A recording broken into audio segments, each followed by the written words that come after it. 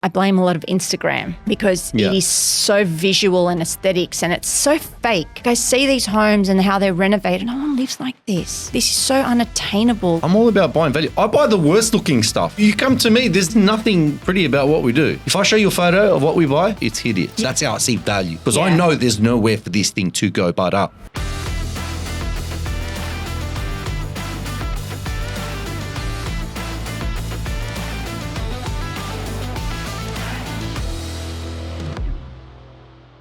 Welcome to Property Banter by Pinnacle Buyers Agents. We hope that you enjoyed part one with Belinda Botzolis from Ad Valuer. This is part two. So if you haven't watched part one yet, go back and watch part one. This is part two. We hope you enjoy. Please like, subscribe, share with a friend. Belinda. Hi. Part two. Thank you. Part two. Let's go. Because they're like everything's doing sequels now. Yeah, well, you've got everything's to. sequels. That's what's in. Yeah. That's what's in. Let's go. So let's go. We want to talk about from an investor's perspective. Yes. Right. Adding value to, we want everyone at home to really get a lot of value from this. Because I'm the ad valuer. You're the ad valuer. Because I help you add value to your home and I'm a valuer. There you go. I put a lot of thought into that business name. There's a lot of brainstorming.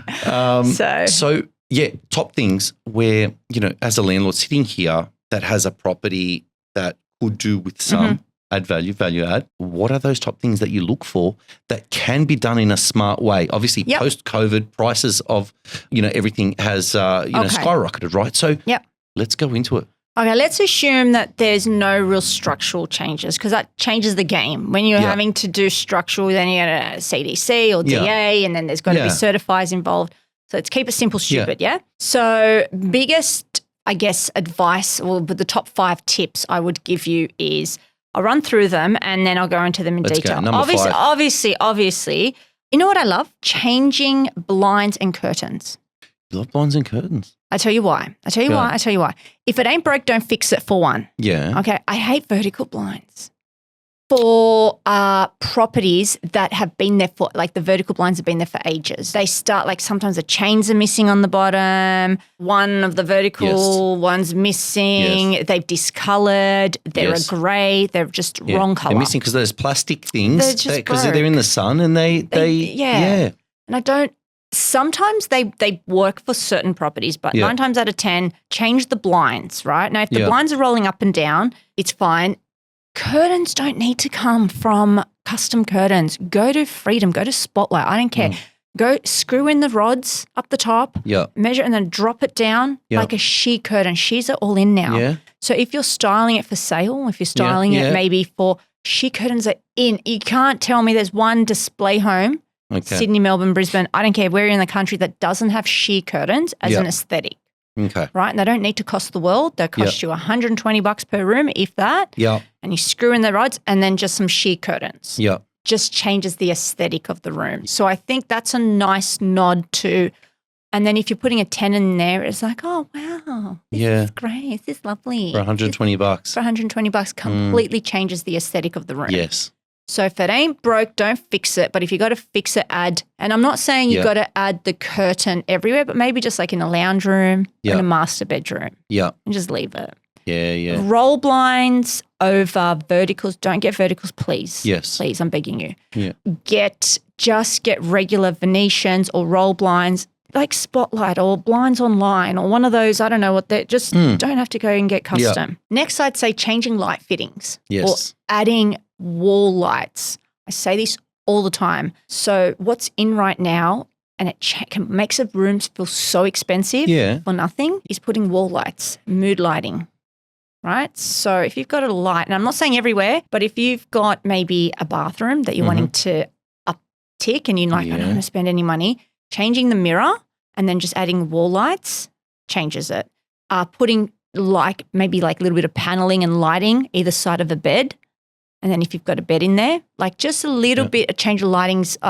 If you have oyster lights, are out. Just replace them. Even if you replace them again with newer oyster lights or something a little bit more modern, it just makes the room feel 2025, not 2005. Yeah. Anything with silver, out. Stainless steel, it's out. See you later. Bye, Felicia. Yeah. Done. Next, I would say, so you've changed your blinds, you've changed lights, only if it needs it, because it just makes it like the aesthetics, right? Yeah. It's a value uplift, okay? We're talking about value here. Yes. Tenants don't care, they don't pay. No. But the aesthetics, the value Won't goes impress up. our valuer. No. I walk in and I'm like, oh, the market will respond to this. Yeah. Market value, the market responds to this. Market pays for a property, property pays for more. Handles, yes. So not so much handles on doors, like, isn't it? But if you've got let's say you've got a 2000 kitchen with a silver handle, spray it black, just go to Bunnings and re-handle and just get modern hardware. If you've got a linen press, it just doesn't look so 2020, like the year 2000. It looks now 2025. It's not going to cost you much. $500 to redo the whole house. And all of a sudden, handles is the biggest number one dead set giveaway. And I'm looking at the age of a kitchen. I check the handles out. Yeah. Like, oh my God, that's 2005 handles. Yeah. That's 1997 handles. Yeah. I can pinpoint from a tile splashback and your handles when your kitchen was built. The other thing too is after you've got your blinds, your lights, your handles, honestly, you shouldn't be up for like more than $2,000 or $3,000 by now, right? And then all of a sudden it just feels a bit more, more fresher. Nice. I would say after that, painting, because number one's a big one. Painting, hands down, I don't care anyone, anywhere, painting your home, but smells and people like it. It smells like money that I don't have to spend. The smell of paint is awesome. It means I don't have to spend the money and the time and the hassle and getting the quotes. Paint your home, number 2 biggest bang for your buck. Now, obviously, kitchen and bathroom is number 1 for renovation. Now, be careful if you are doing this, 2 things. Replacing like for placement, meaning if you're moving a tap to the other side or into the island, you're going to pay extra for plumbing. Yeah. Just replace, like your PC items, if they stay where they are. So if you're moving your toilet, I had a client the other day, he wanted to move a toilet 3 meters. They quoted him $1,500. I go, no value out there. Zero. I go, why are you changing no value it? out there. Just don't. Oh, but it's No. no, exactly. No, I hate that stuff. I go for $1,500. I go on a holiday, buy your wife a handbag because that's money literally down the toilet. Mm-hmm. So if you're replacing a toilet, that's going to cost a lot, and taps, like moving a tap from the bottom up or just chasing it a little bit, not too bad. Yeah. But if you're going, I'm moving the shower to that wall, that's going to cost you thousands of dollars to do, because remember I said cost of construction is expensive. Yep. And I would say the hardest homes to renovate are those where it's still not too old, but it's not modern. And that takes me back to the replacing the handles, and maybe think about like tiling on top of the tiles, the splashback tiles. Yeah. With something a little bit modern. So it's like, okay, like if it's a white kitchen and you're like, I can't really do anything about this, but all of a sudden I've got modern handles and I've got new splashback. Yeah. That's a $1,000 uptick. Mm-hmm. And you can do it yourself or get something very cheap rather than a $10,000 kitchen. The appliances don't really add value unless they're broken. So don't touch them.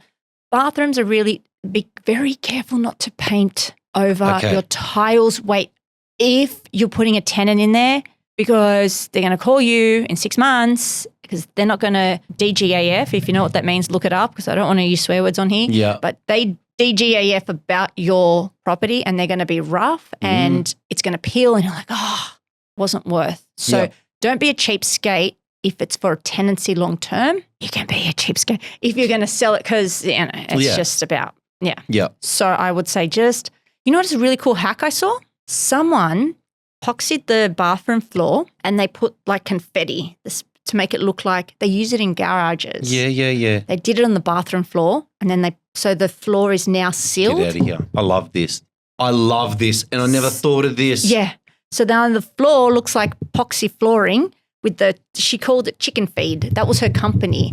And I walked in and the only reason I knew it was like this is because I could see the outline of the old tiles underneath. So being a valuer, I got down on my hands and knees. I'm scratching, I'm knocking. I'm like, is this what I think it is? She's like, I own a company that does resurfacing of flooring, like tennis courts and garages. and you put epoxy, you sprinkle it with the confetti, and then you put a sealer on top of industrial grade sealer. Yeah. Like you'll be lucky if it's $300 in materials. Yeah. Brand new floor, waterproof to 10 years. Yeah, yeah. And you just paint the tiles because if you paint the wall tiles, they're less likely to flake. It's the floor tiles that look crap. Yeah. I love that. And changing a basin and the wall mirror, adding lights and tapware. And I think you can get away with maybe $2,000 or $3,000. Don't touch this toilet unless, even if you do touch the toilet, just don't touch the location of the toilet and don't touch the location of the shower or the tiles and just paint them. And you can get away with a lot. But even toilet seat and cistern. Yes. Toilet seat and cistern. It's paying a plumber to come back out and reset another bowl is pointless. My husband did it literally 3 days ago. My in-laws have a holiday house and the toilet seat was broken. If he can do it, believe me, anybody that's watching this podcast can do it. There you go. He's a handy guy, but he's not like he's an office worker. He's not a tradie. Yeah. That's what I mean. If he can do it, you can do it. Yeah. There you go. Yeah. Interesting. What a great idea. Epoxy on the floor. Wow. In the bathroom. There's a whole business idea for a company to get out there and just do that for investment properties. That is I reserve the right amazing. For anybody that wants to do that has to come via me. All right. I'll be first to sign. Trademark. Licensing agreement. Licensing. You're watching it live, ladies and gentlemen. But yeah, that's fantastic. Yeah, because it's all about the aesthetic. I was saying in the last part one, this is part two, but part one I was saying a lot about, I blame a lot of Instagram because it is so visual and aesthetics and it's so fake. Yeah. Like I see these homes and how they're renovated. I'm like, that is just, no one lives like this. No.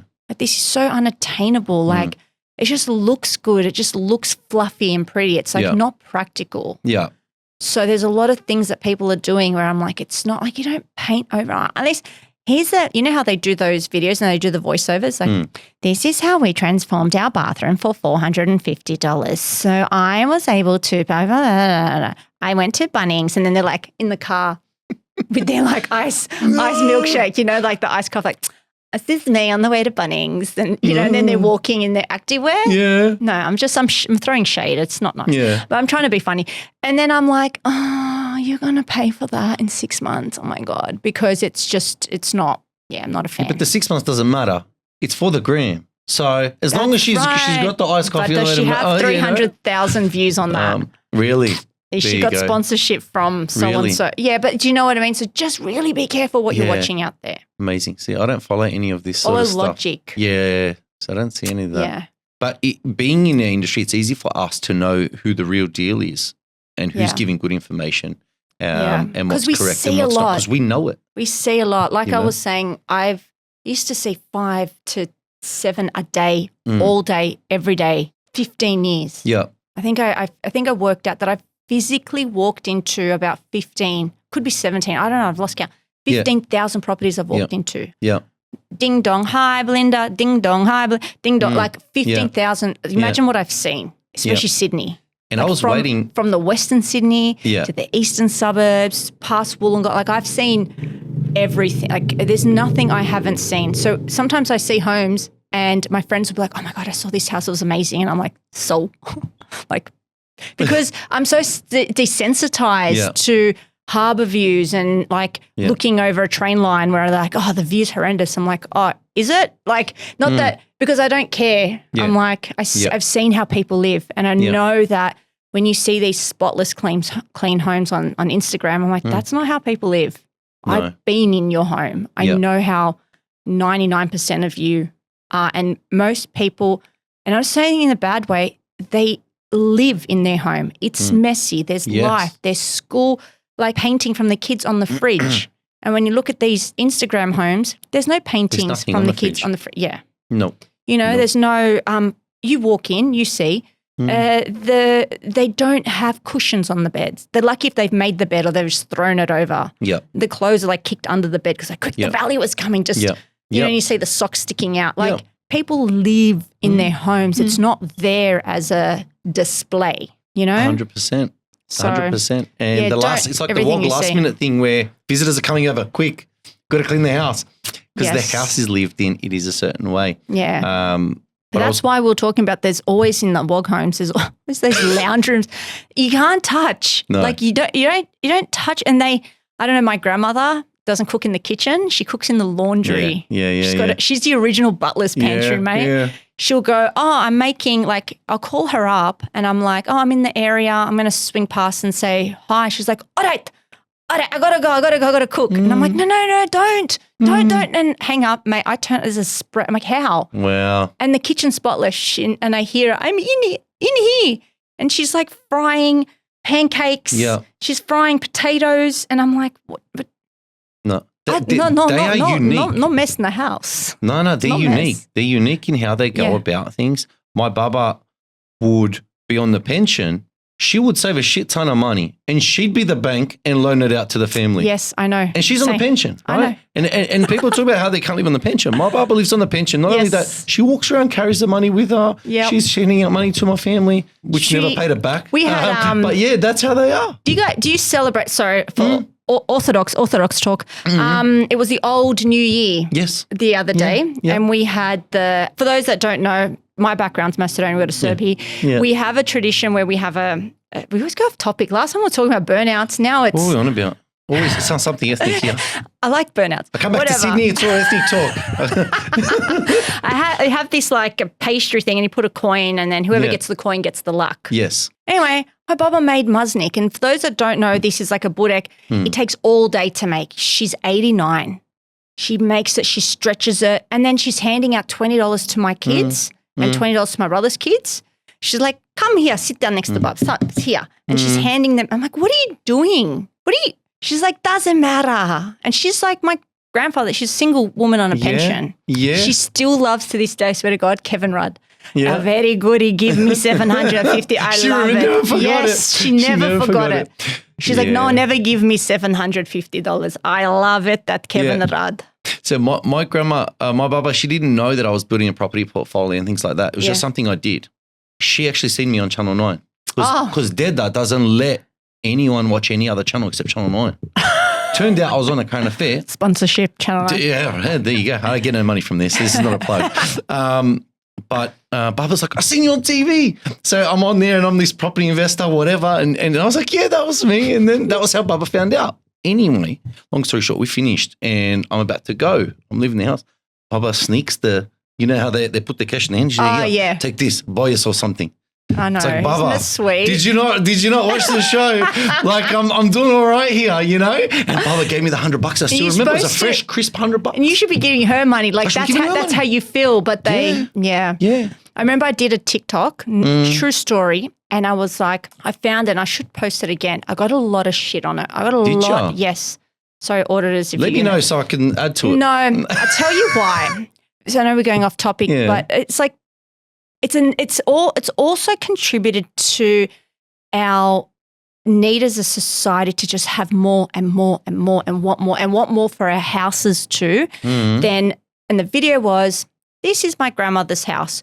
She bought it for, I don't know, $20,000 in 1971 and she paid it off in 7 years and this is how she did it. Yeah. And then I show her like her bufcha, which is a big garden. And I'm like, she grew all her own food and did never eat out. Like my mum would tell me stories that she would make one big soup of beans. And she's like, Belinda, if I tell you we ate this from Monday to Friday and it cost us 77 cents back in there for one packet and some paprika and stuff. She's like, we had potatoes, a little bit of like pork in there for flavor, and that's all we ate. She's like, I brought sandwiches from home. I sewed my own clothes. I never went to the movies and eating at a cafe. She's like, I ate at KFC once. She's like, I thought it was so fancy. And these are immigrants. Have no 2 cents. You know the story? No 2 cents rubbed together. I eat out on the reg with my kids, my husband. I'm like, oh, let's catch up with friends. We eat out. Oh, I don't like this chair. I'm going to replace it. And then I'm like, they made their own furniture, hand me down. She's like, I never buy this one. This one come from your little sister, your grandfather's sister, because she didn't want it anymore, and and I've still got it. You know, stuff. My dad's making furniture now. He sends me photos. Yeah. So you're exactly on board. That's what's going on. And we sometimes there's merit in the humbleness And I said this the other day and I was like, everyone gives the boomers, a lot of crap. And I'm like, all they did was get married young, buy a modest home, 3-bedroom, 1-bathroom home, and they live in the same house they do today. And they're like, why are you killing me? I haven't done anything. Yeah. I'm still in the same house. I have got the same furniture, the same cutlery, the same coffee mug that I had when I first got married. I haven't contributed to the consumerism. And yet I'm the problem because I now live in this $2 million house that you want me to sell back to you. And then you want to tax me on all this money. And I think my grandmother came here and she doesn't spend, she cooks and she still sews her own clothes. And I think we have to learn, okay, it's harder now. Don't get me wrong. I'm not saying it's not harder. It's 100% harder, but we have to learn more from those older generations to learn how to be a bit more humble, to save and to live frugally because the game has changed. It's like, don't hate the player. Hate the game. That's one of my favorite sayings. Honestly, the game is rigged. The game is crap. But if you sit there and start blaming, you got too many investment properties, you're contributing to society, you're teaching everyone how to invest and you're the problem. I did a negative gearing video the other day. Oh, get rid of negative gearing, it's contributing, and I'm like, is it though? Is it? But they don't know. The people commenting don't actually know. Yeah, so I'm like, educate yourself on the game, learn how to play it and step up. Yes. And don't start off You're playing victim. Yeah. If you don't, my first property was a 2-bedroom unit. That was the same carpet as when the first got built in 1960. Yep. I just renovated, I just fixed it up slowly. And then I moved to a villa. Yep. And from a villa, I sold, I was building my portfolio. I wanted to live in Sydney. I wanted to build a new house. I had kids. I sold quite a bit. I built. We built cash. I didn't borrow money. So now I've got a house in Sydney. When if I didn't do that, if I didn't invest young, never would be able to live where I live in a brand new house. You started somewhere. I started somewhere. You don't start in the Porsche, like you said. No. You have to work your way up. That's why first car's the first car. My Hyundai Excel had no aircon, no power steering. I remember those, Had a wind up. Back in the day. And it was manual. No one knows what wind up is. Power windows are standard now. And it was manual. No one drives manual these days. And I got back to Burnout talk. Yeah. I got my license and we drove straight out to our friend's house. Yeah. Because guys, girls were hanging out. Yeah. And all the boys were like, do a burnout. And I was like, I don't know. They're like, hold the clutch, put it in first, rev it and let it go.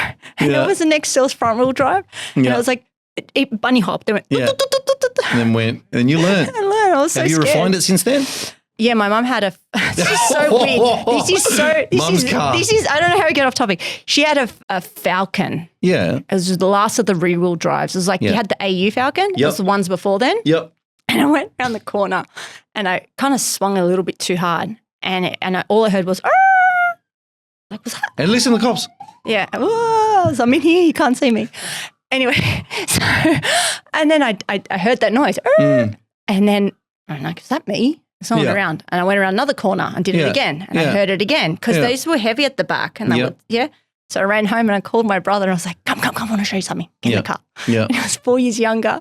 And he gets in and he goes, what? And I go, listen. And I did. And he's like, stop doing that. You don't know how to control the car. You're going to smash it. It's Mum's car. Take me home.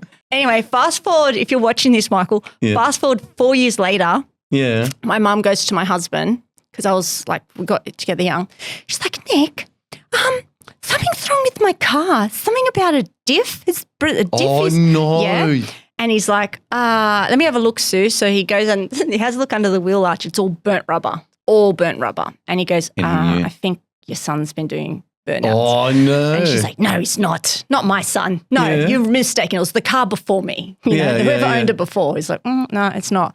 And so then I went to him. I was like, oh, remember that time you cried? You were scared when I go, you broke Mum's car. Anyway, he's the one with the 200. So there you go. So it's a fan. Like my dad was a rev head. His brothers were a rev head. It's just the culture. My husband's the same. Yeah. I don't know. It's an Aussie thing and it's a walk thing, and that's what brings us together. Yeah, 100%. Yeah, 100%. And we spent. Yeah, go. To tell you something about cars and garages. Converting a garage into a bedroom is a big no-no. Most homes don't do that mistake. See how merging? So a lot of people are doing it 100%. See how merging? So let's talk about this. Yeah. A lot of people are doing that. They see it and they're at it, and it is a lot of the wogs doing it. Yeah. There's a lot of wogs doing it.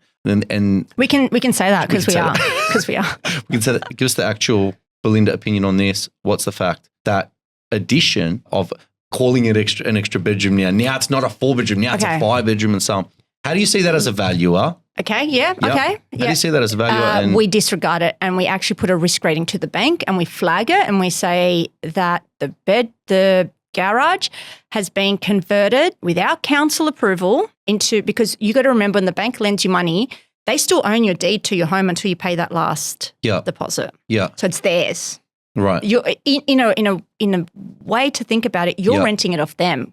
You've borrowed the money and they're like, like Monopoly, we'll take your card, your card that you get. Yeah. We'll take your card. Yeah. We own it. We'll lend you the money. You can live in it. It's your home. But we won't give you that deed back until you pay it off.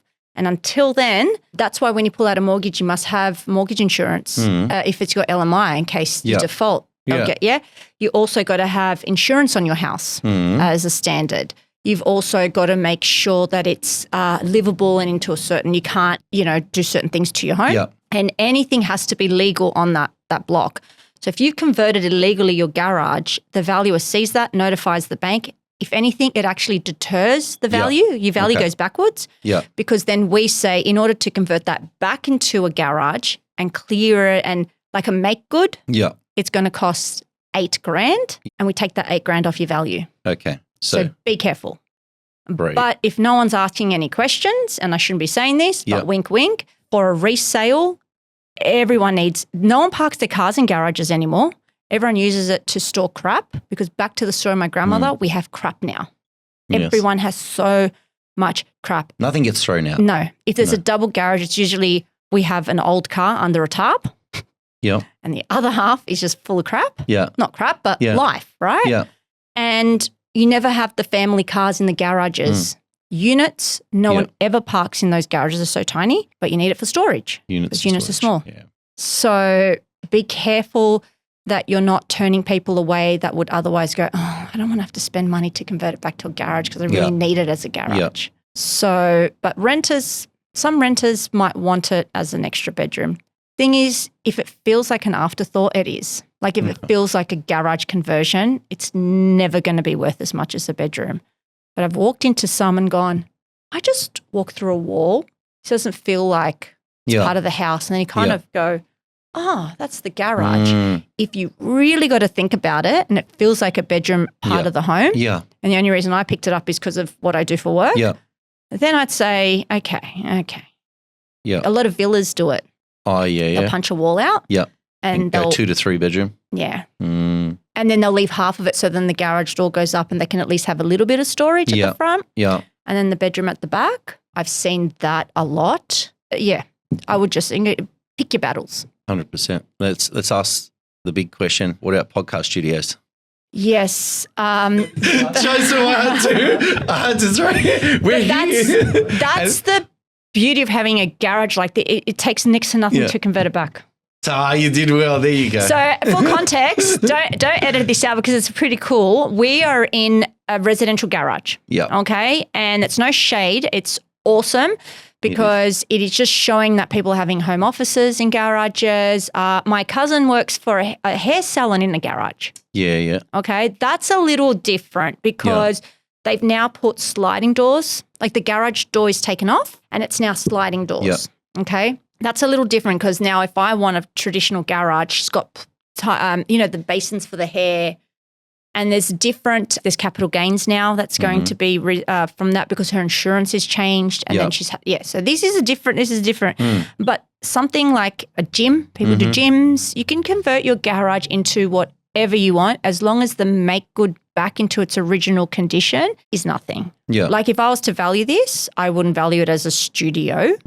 It would always just be a double garage. And I have no problems because it's just, the garage doors are still there. The floor's still there. Yeah. If there was permanent structures like walls, there's a bit of paneling on the wall, that's fine. So what? We painted our garage all black. Yeah. Ceiling, walls, floors, everything looks sick. Yeah. But if we had And lighting, you got good lighting? We had to put extra downlights. Yeah, it was very dark, very, very dark. Yeah. But if we put like walls up and whatever, that can change it a bit. Yeah. Yeah, so just be careful with the garage. Yeah. And a lot of people keep at least like one car in a double garage, if anything, nothing. Yeah. And a garage is worth more than a carport. Yeah, 100%. Yeah. 100%. Even a lock-up carport because it's secure. And even if you don't park your car in the garage, you park it in the carport, but you don't have the garage. Yeah.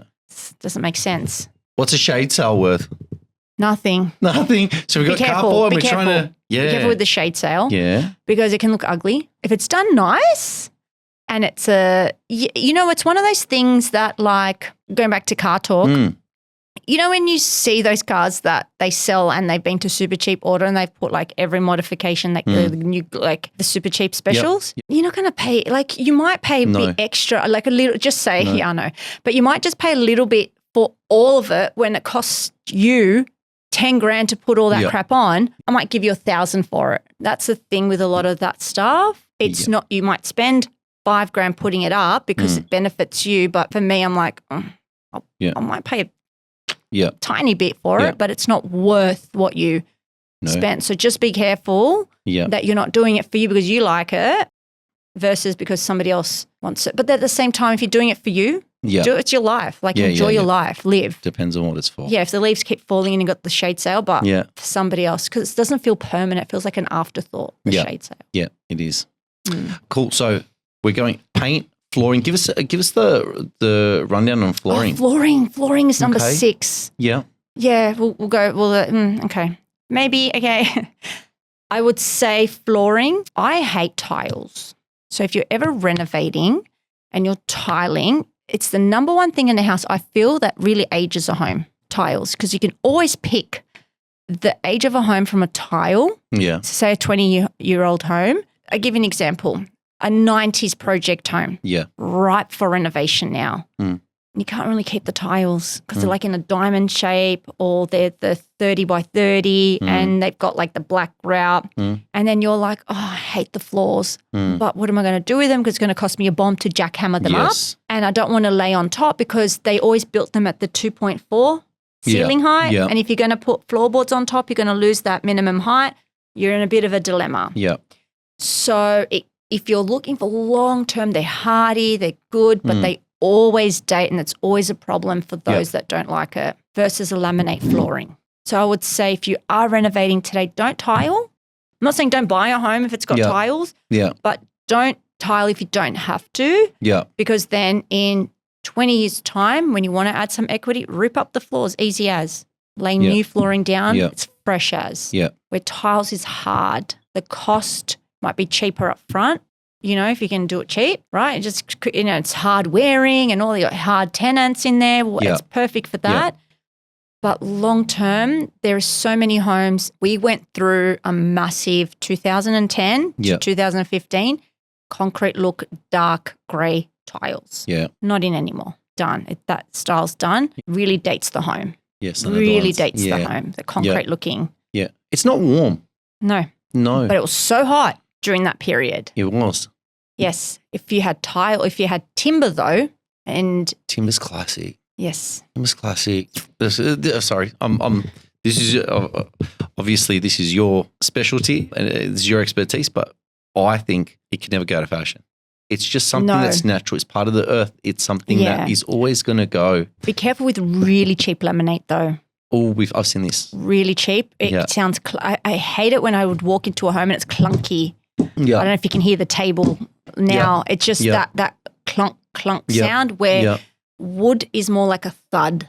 It's there's a difference in the clink versus like a clunk, like a thud sound. And you get really good quality laminate. I'm not saying you have to go and spend $150 a square meter. And make sure it's installed properly. Yeah. The air pockets. And underlay. Just don't, if you can spend some money on the carpet too. Like you can get cheap carpet, but spending a little bit more on the underlay instead of more on the carpet makes a big difference. Cushy feel. Yeah. It's nice. It feels quality. Yeah, for sure. Yeah, so just be careful with the tiles. That's all I'm saying. Not saying to come 100% out because there's a time and place for it. Yeah. But if you're really following a trend with the tiles and you know, it can really date. 100%. For those older, Miller, Heckenberg, Mount Druitt, older style, post-war, 3-1s with those hardwood floors underneath. Are you a big fan of resanding those? What's your take on that? I love them, but they go yellow. So my advice is just put a stain on them.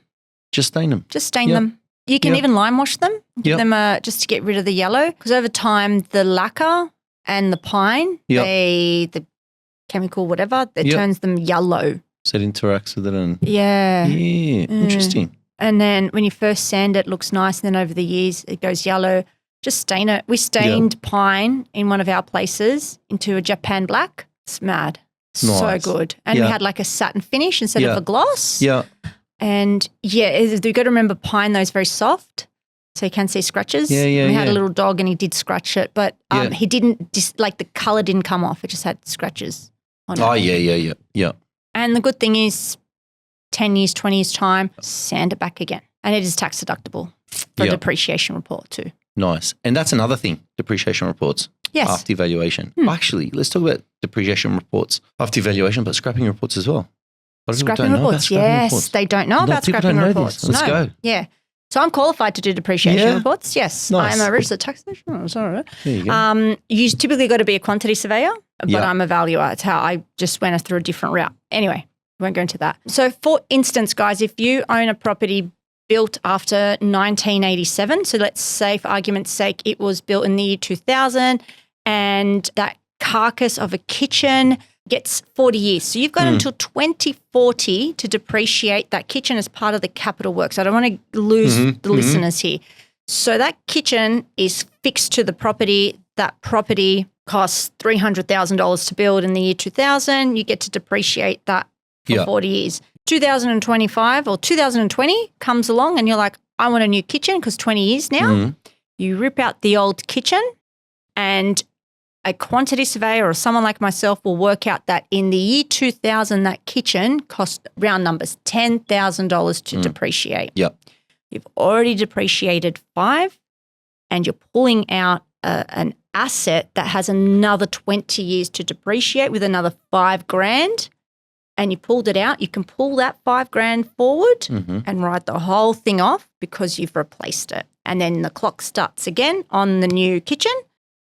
But you got to be careful because you can't scrap it unless it as a brand new investment. It has to be an investment and then you pull it out and then you can scrap it. There you go. Because if it's not generating income initially, it's not for the purpose of an investment. You've got to be there's a little bit of a rule. So talk to your accountant, talk to your tax depreciation specialist, talk to me. But there's a little bit of finessing in the rules. Again, don't hate the player, hate the game, and just learn. Don't hate the game, hate the player, whatever. Yeah. Just learn the rules of the game, and then you can get $5,000 forward and bring that towards paying for a brand new kitchen. Same as a bathroom, same as any. If you got a home and you're going to knock down and rebuild, and the home is 30 years old, you got 10 years left to depreciate. You can bring that 10 years forward without getting technical. Yeah. So you scrap it. It's like scrap metal. You're cashing in on it. Yeah. Because you haven't claimed it. Nice. And this is stuff that I remember. Have you done that? Have you ever done it? When I started, no. When I started, you just scrap it and that was it. That was it. Didn't even get a depreciation schedule. I didn't know back, 2007 was my first one. Yeah. No idea. There was no Instagram or there was no, YouTube just came out a year earlier, I think it was. Yeah. Whenever YouTube came out. I don't even know if. Yeah. Yeah. So there you go. So it's one of those things where I was a valuer working for a company that offered depreciation schedules as a service. Yeah. I didn't know until we had the head of the QS division come around and go, hey guys, we got to start bringing in some more business in the QS division. Make sure that you tell all when you see a client what a depreciation schedule is. And I was like, but I didn't understand it. And so I went over and I was like, hey, can you just explain that to me a little bit more because I want to understand? And he went through and I was like, I've got I was just starting to invest. Yeah. And he told me all about it and I was like, okay. And then long story short, I was moved into tax, and then I became a taxer anyway. But what I'm saying is for somebody that has an actual degree in property, I didn't know about it. You can imagine somebody that's got no idea. It was a different time back then. Yeah. But even now, the amount of people, like I'll do a post on one of my stories or something, and I'll be like, hey guys, if you own an investment property, don't have a depreciation schedule, send me your address and I'll have a look. And the amount of times I go, my accountant told me it's too old, I'm like, you at least got $2,000 to $3,000 a year in depreciation. Do you know how much that is off your taxable income? Like that $3,000, it comes off as an expense. So you claim your water rates, your council rates, claim depreciation. But the beauty is you don't physically take out $3,000 from your pocket and give it to the depreciation fairy. It's the exact same concept as your car. I buy my Porsche, I drive it out of the dealership, I've lost $50,000 or whatever, $20,000 straight away. You know, you take the sticker off the Porsche badge, you've lost your value. Hold on to it for 30, 50 years, the value comes back. Well, let's not go there. But it's the same concept as a house. The minute it's no longer brand new, every year, the wear and tear of the carpet, the tiles, just gets older. You know, houses get old. They need maintenance. That little bit of depreciation every year. But my point is, when you drive your car out the dealership, you didn't write a check to someone and go, oh, here's my $20,000 I just lost for driving out the dealership. No. It's absorbed in the sale price at the end. But the beauty about property is the land increases, so you never feel that loss unless you buy a house and the market doesn't move. And then they're all brand new houses around you and your house is now 20 years old, but the market hasn't moved. They're not going to pay your brand new price. And that's when you'll feel it. So that's basically what depreciation is. We'll have to buy that value. I'm not a big new off the plan. I hate brand new. You know, as a valuer, we very rarely knock back contracts. Very rarely. 90% of the time I get brand new off the plan. It's knocked back the price. You know what? It takes 5 years before you get that value back. And I'm like, if you invested elsewhere, you'd be $200,000 in front instead of cutting even. Yes, 100%. Be careful. So a lot of people at home don't know that those new off the plan sales are loaded with comms that are astronomical. Can I ask you, you're a buyer's agent. Do you get people approaching you all the time to try and sell their product brand new? I get it all the time. I get it all the time too. We do. I'm all about buying value. I buy the worst looking stuff. You come to me, there's nothing pretty about what we do. Like it's just the lower socioeconomic or standard type of investment properties. It's not the type of things that, like I look for the stuff that the majority of people won't like or that they won't want to show their friends. That pretty house you can brag to your friends about, hey, I just bought this investment property. No. If I show you a photo of what we buy, it's hideous. Right? Generally, that's what I look for. That's how I see value. Because I know that there's nowhere for this thing to go but up. It is below replacement value. I can add value and I can buy it below market. Correct. Everything keeps hitting and that's how you make money as opposed to, buying brand new off the plan. Someone's made their money there the whole way through and you have to pay premium. You have to pay for today's labor rates, today's costs. It's very different. Whereas I'd rather buy that value. The amount of times we got given a secondary contract that would have all those clauses taken out about cashbacks. During, I'd say kind of around 2010, 2005, 2010 in Sydney, there was Meriton popping up friggin' everywhere, right? I remember that. Everywhere. They still are. And there was a lot of international buyers and it's all come back now. It's been re-regulated, whatnot. And actually, fun story, first time I got given a valuation, I never forget, like my first batch of work was World Square. World Square. In the city, right? Just off George Street. Okay, Bathurst Street and George Street. Anyway, I'm doing World Square. This is 2003, I'm assuming. It was 2003 off the plan, settling into 2005. And they've thrown me in there and I've gone, okay, how hard could it be? I've got a contract and that's what someone paid for it, willing buyer, willing seller. That's what it's worth. And then I started to look at the sales evidence and I was valuing, okay, this is how far back it is, like a one better for $550, I was valuing it for like $470, $460. And I'm like, why are they paying because like my inner wog, the inner tight ass, it's like, why would you pay more for something when it's not worth it? I don't understand. Just because it's new. Like, don't you shop around? Don't you hustle? Like, don't you see what else you can get? Yeah. Like, you don't go, like my dad was like, don't go straight to the David Jones and buy the David Jones. See what else there's in the other shops. Like, don't go to the David Jones. Your accent was pretty spot on then. Yeah. Knock on wood, my dad's, he's been gone a while, but he's still, his accent doesn't leave me.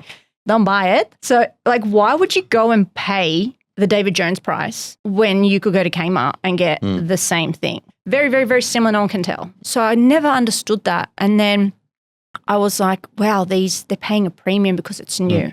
They're paying a premium because there's a government incentive. They're paying premium because they think they're getting depreciation extra. They've been sold a dream. They've been sold it.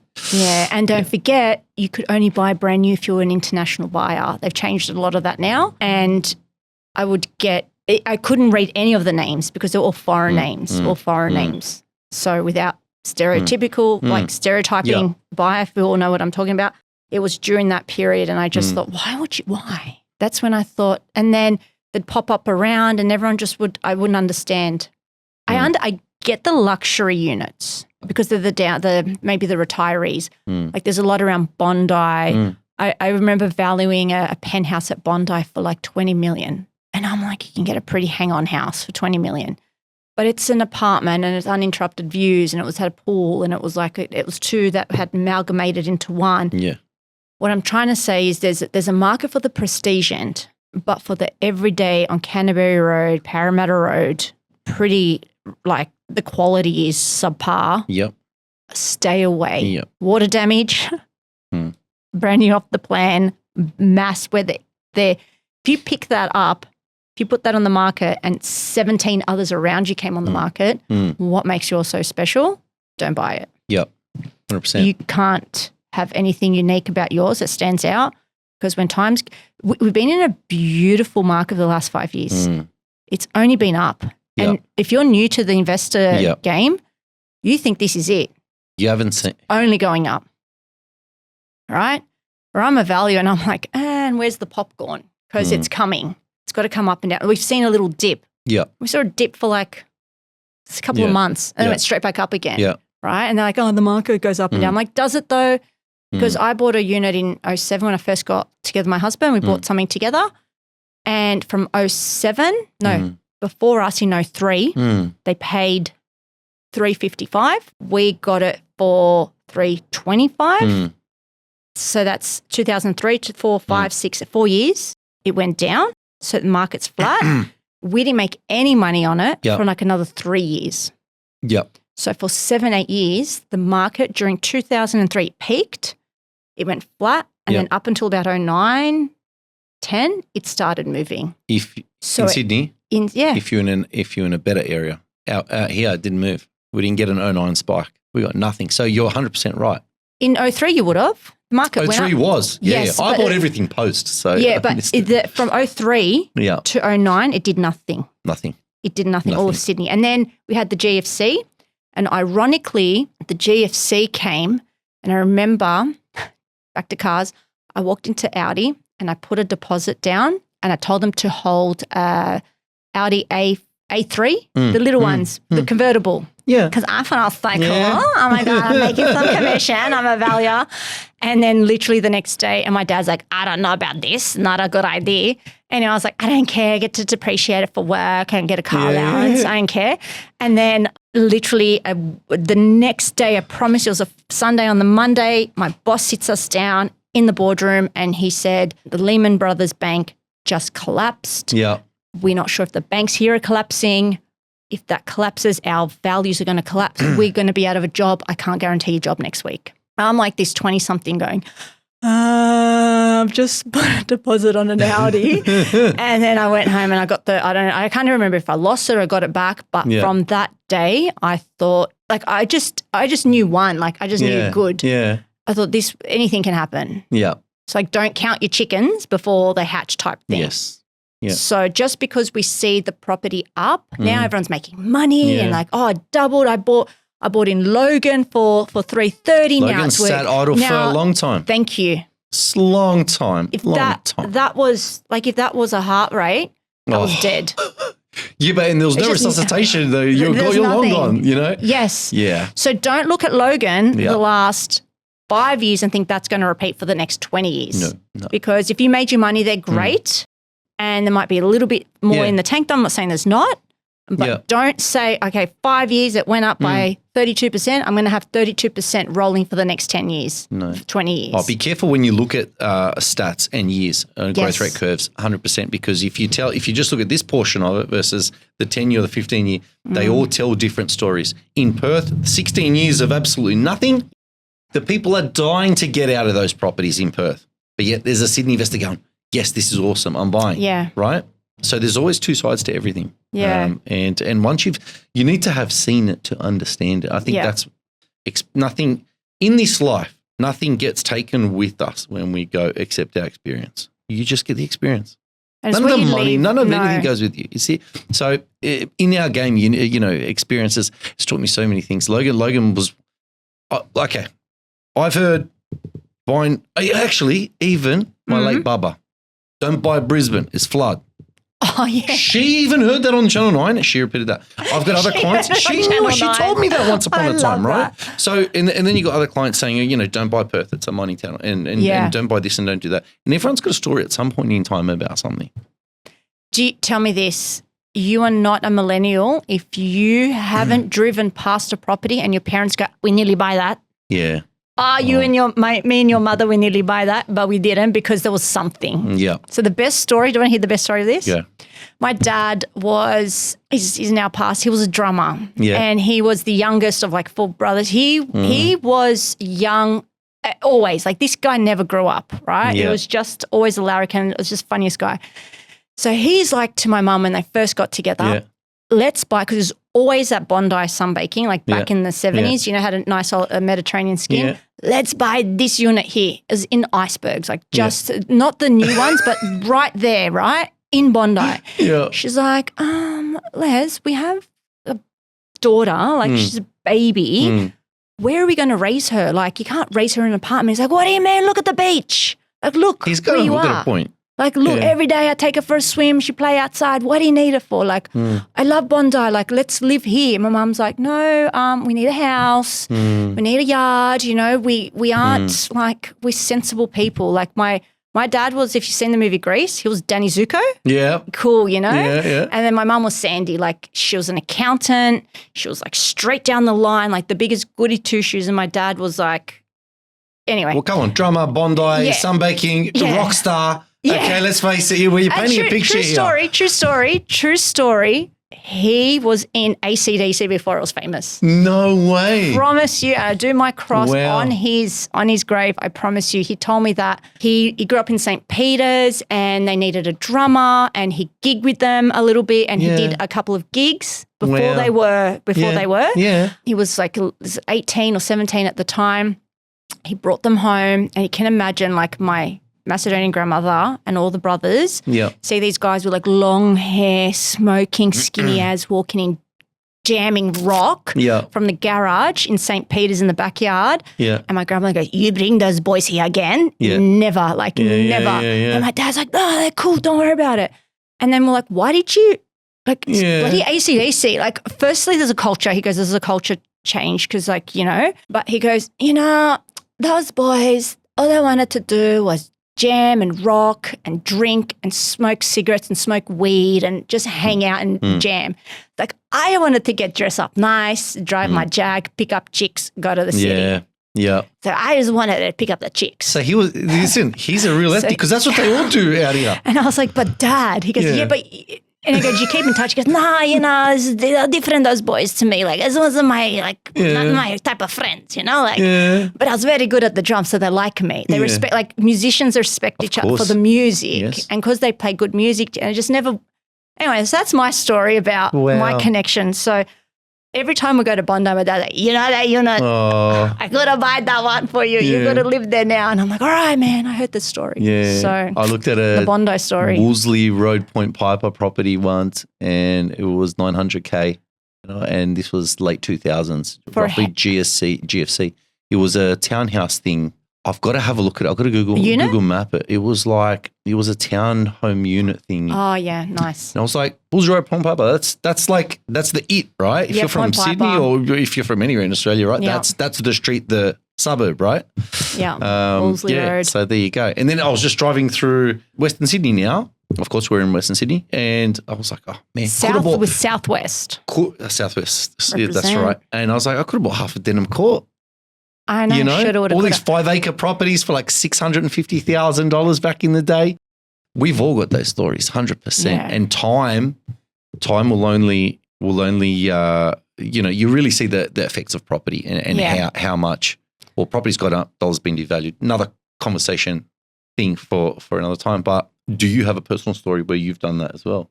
What's your Coulda, woulda, story shoulda? of coulda, woulda, shoulda that you drive past now and tell your kids? This one involves my dad as well. Yeah. So we had a unit at Ramsgate Beach, and across the road, it was like, that home you love. It's like, I love this house. And it was going for auction. Yeah. And at the time, it was like 1.1. Like, this is a $4 million house today. Yeah.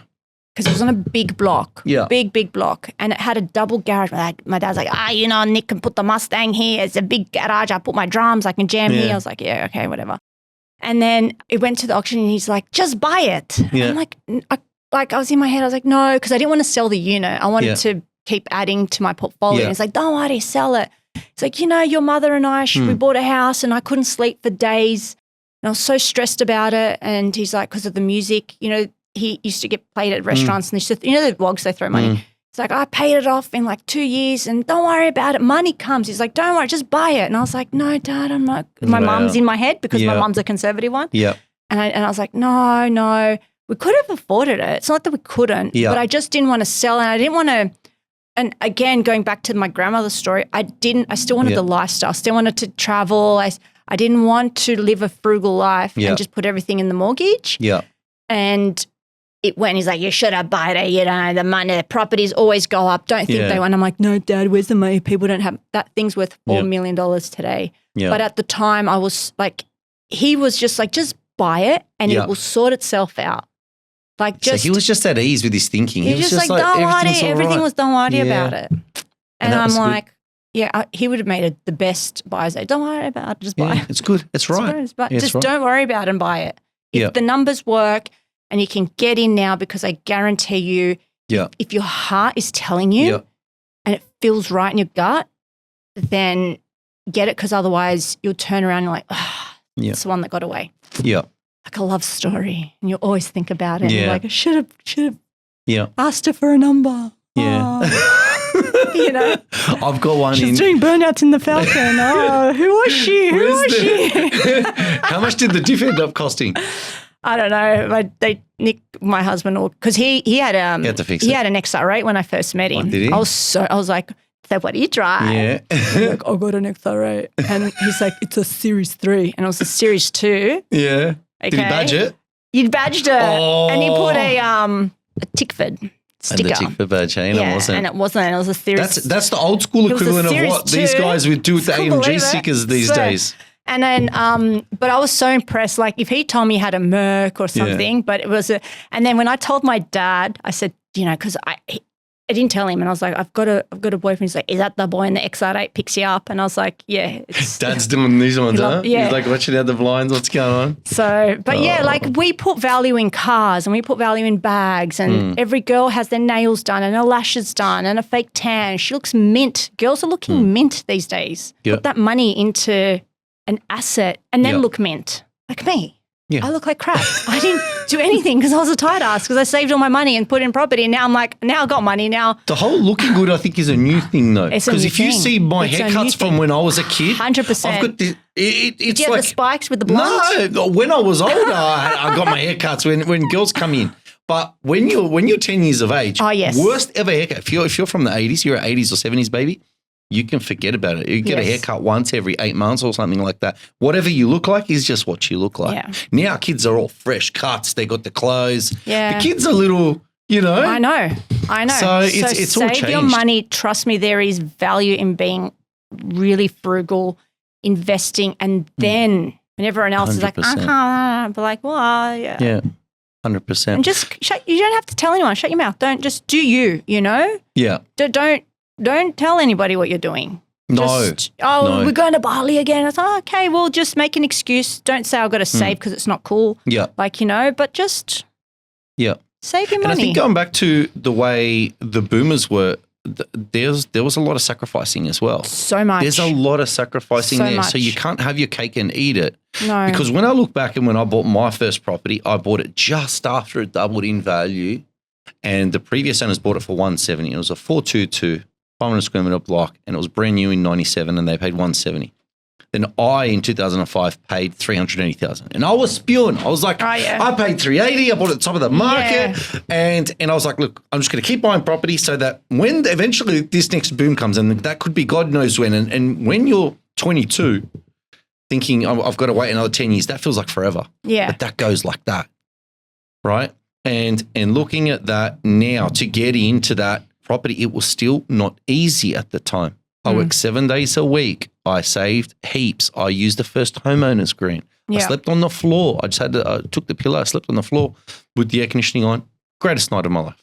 Yeah. Right? Like there was something about it. I absolutely loved it. Yeah. Right. So I used the grants. I had the small 5% deposit, and it's the same today. You know, you've got to start somewhere. And that was not Wolseley Road. No. It was not Bondi. It was Ingleburn. Yeah. Right. I went out west. And I think a lot of people have to understand that with their budget that they have to buy, you know, something that's affordable and just get in the market. I think that's the most important thing. If you're watching this or listening to it and you're in Sydney, sometimes I have people, I'm so sorry. Like they're immigrants and they chose to live here. I'm like, I had no choice. My family came here. Like my roots, I'm stuck now. Yeah. I can't.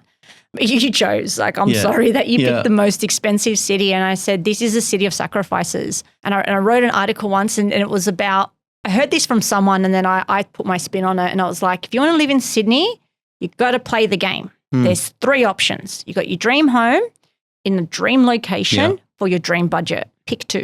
Say that again. You got your dream home in your dream location for your dream budget. Yeah. You can't have all 3. Pick 2. Wow.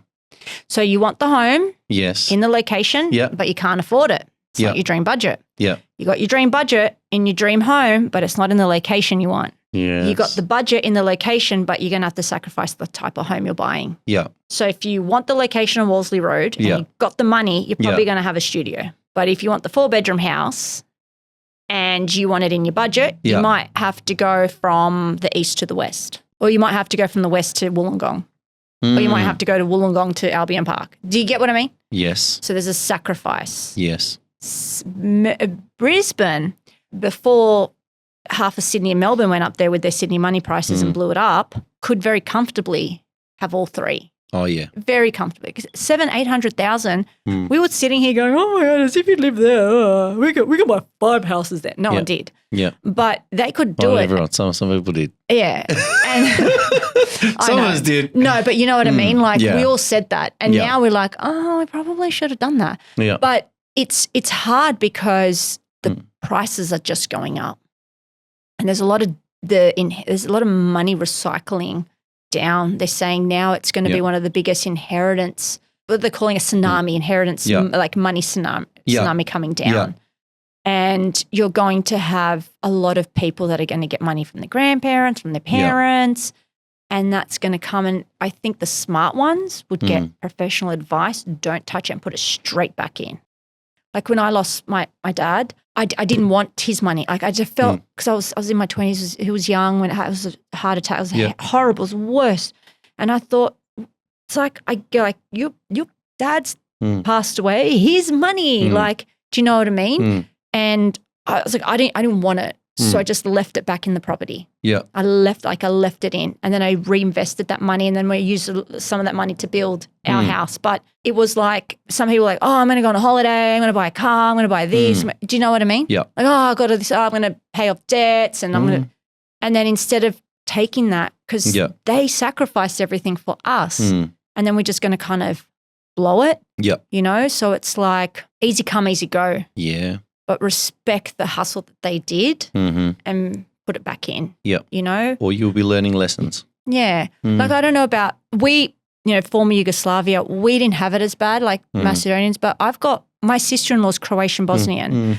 She's got family that left the war in the 90s, literally in the night, like nothing. They had, their houses were getting shot up and they were running for their lives. Suitcase, yeah. Like trauma, you know, like us Aussie kids, we don't know what that's like. Like we don't have that, but to come from that adversity here and have your parents build something from nothing, like I'm getting goosebumps talking about it. You have families from Afghanistan, from Iran, from India, they've come from like slums and they've built something, like take that money and do something in their honor. And, you know, and it's got to, like they're saying the money's coming, but it's like, I'm always like, you know, you're going to have the haves and haves not, but don't, excuse the French, like don't piss on those that have inherited money that they've bled for.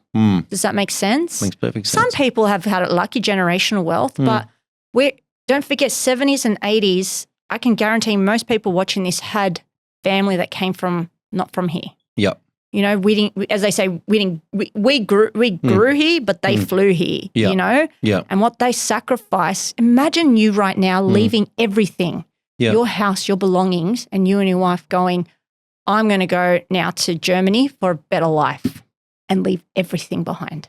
I can't speak the language. Neither could they. Exactly. And my grandmother still can't. She still. It's the half-half. She does. Yeah. Lily bit. Yeah, little bit. Lily bit. Yeah. She goes to my husband, he's Greek. Nick, lily bit fat. Like, oh, yeah, they say. No filter. Oh, they're blunt. No filter. You lily bit, Nick. Yeah. You know, but she's been here for 45 years, 50 years, right? She makes do. And she, like, if I inherited her property, which I'm not, it's going to my parents, but imagine I'm like, I'm just going to blow it on a whatever. You know, just that's, she died, like she gave up everything to be here. So this is going deep now, but I think, you know, if we are, and this is why we're sacrificing for our next, whoever the next that we're passing it on to, you know. So a lot of people that come to me or come to you, they're like, I want to help my kids. And there's something honorable in that. And we should be honoring that rather than saying tax them. It's like, well, we can't get the pension. We have to be self-sufficient. Yeah. And we also got to pass something to our kids, because I want my kids to live near me. And if they live near me, you can't buy a house less in Sydney less than 1.6. Yeah. Just came out data today from Domain. Yeah. So 1.6 and they're going to buy it together. Like say they're married, they're not going to afford it. I'm going to have to help them. So it's like, don't diminish your own sacrifice and don't lose fact of what you're sacrificing for, you know? So yeah, we all want to, like, it's a lot of that fake, we all want a fake rich look, but we're not rich. So yeah, 100%. Property is much more than just making money. It sets up generations. It sets security, and you can't put a dollar on that. You know, you can't put a dollar on me knowing that my grandmother's sacrifice, she's going to help set my mum up. She's going to help set me up, and I'm going to help set my kids up. Yeah. And then down and down it goes. And that's why we do it. And that's why we do it. Yeah. So when my dad passed away, and I keep bringing that up, but when you said you don't take anything with you, you know what stood with me, Michael, when it came, because he had a heart attack and then came back from the hospital, was gone like that within an hour. Yeah. He still had his wallet, his phone and his keys on top of each other, waiting for the next day. Just like you wait for the next day to come. And the next day comes, you grab your keys and you walk out the door. You put them there, you go to bed, the next day you pick them up, right? Yep. He was never there the next day. So it's like, so you leave it. Things that you have every day with you. You don't go anywhere with your keys, your wallet, your phone. He didn't take it with him. And obviously I didn't bury it with him. Yeah. You take nothing. Yeah. You know what I mean? Yeah. Just your experience. Yeah. And it's experience that you give to others as well. Yeah. So those watching this podcast, you know, you're getting something and it's, you know, we're giving it to you and we're making your life more educational, but it's what you bring on. Yeah. It's like what's that saying when you pass it forward? Pay it forward. Pass it forward. That's it. Whatever. Yep. It's got deep, man. Yeah, 100%. Wow. I know, right? Yeah. Yeah. Wow, that got really deep really quick. So hopefully you stuck around for that because are we over time? I feel like we were over time. We might need to wrap it up. Time, but we had a fantastic chat. We did. And this is how I like to keep it real and just from the heart. But I really appreciate that share. That was amazing. So look, can you please, for everyone listening, let them know how they can contact you, your website, how you can help them and so on? Honestly, I am probably the only valuer on social media. So if you're on TikTok or Instagram, you literally just type in Belinda the Valuer, or you're like, I forgot her name, but she's a valuer. Yep. My head pops up. 3 ways to add value to your home. You can't escape my head. It's there. So if you just type in Valuer Belinda or Valuer, I pop up somewhere. Yeah. So my name is Belinda Botzolis and the company's Add Valuer for tax purposes.